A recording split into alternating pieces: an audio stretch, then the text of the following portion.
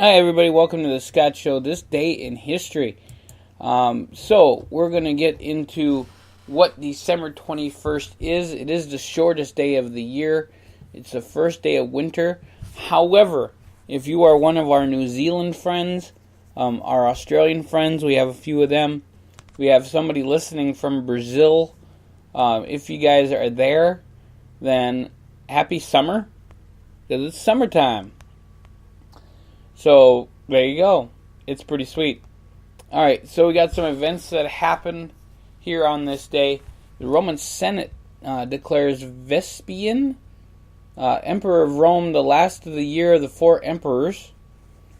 Pope Honorius II was elected. The Plymouth Colony, that was in 1124, the Roman Senate in AD 69. Plymouth Colony, William Bradford, and the Mayflower Pilgrims land on what is known as Plymouth Rock in Plymouth, Massachusetts in 1620. In 1826, American settlers in Mexican Texas declare their independence. 1832, the Egyptian forces defeat the Ottoman troops in the Battle of Konya. In 1844, the Rothschild Society of Equitable Pioneers commences business as its cooperative in Rochdale, England, starting the cooperative movement.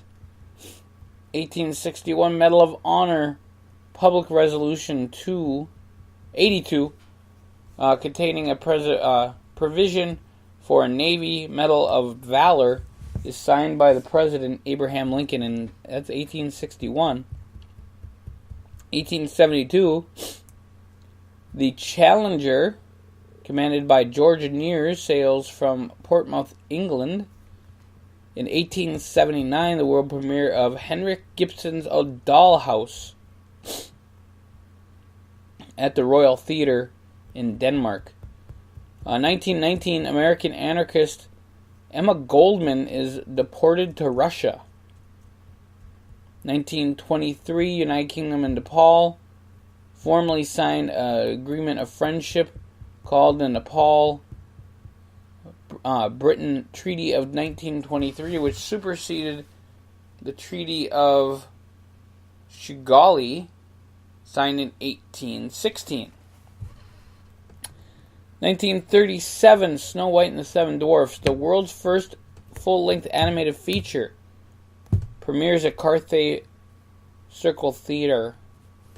1941, a formal treaty between Thailand and Japan is signed in the presence of the Emerald Buddha in Thailand. 1965, the International Convention of the Elimination of All Forms of Racial Discrimination is adopted. In 1968, the Apollo 8 is launched from Kennedy Space Center, placing its crew on a trajectory for the first visit to another celestial body, which was the moon. 1970, the first flight of the F-14 multi-role combat aircraft. 1973, I can barely talk today, folks. The Javina Conference of Arab and Israeli Conflict opens.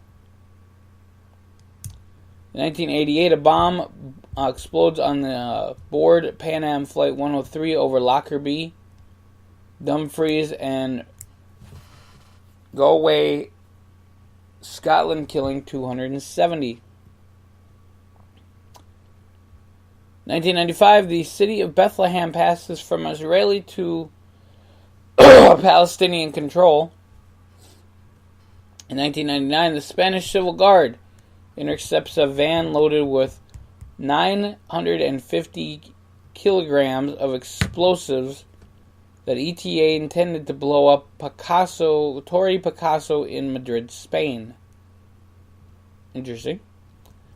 Iraq War in 2004 kills 22. Suicide bomber did that. The single deadliest suicide attack on American soldiers. In 2012, this day was regarded as the end date of the 5,126-year-long cycle of the Mesoamerican long count calendar, leading to widespread ideas that it was the end of days. And here we are, 5 years later, still walking. Births today: Roger Williams, who was a minister, a politician, and the 9th president of the colony of Rhode Island.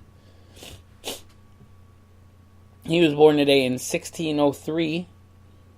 Jack Russell was a priest, a hunter, and a dog breeder. I wonder if any dogs got his name. At 1795 he was born. Joe Paterno, football player and coach, born 1926. Phil Donahue in 1935. Jane Fonda, 1937. Samuel L. Jackson in 1948. Chris Everett in 1954. Jane Kaczmarek in 1955. Ray Romano in 1957. Florence Griffith Joyner in 1959. Keith Sutherland in 1966. Mark Ingram Jr. in 1989. And HaHa Clinton Dix, probably one of the coolest names in sports, was born in 1992. 3 people who I want to bring up their deaths as they were important in life.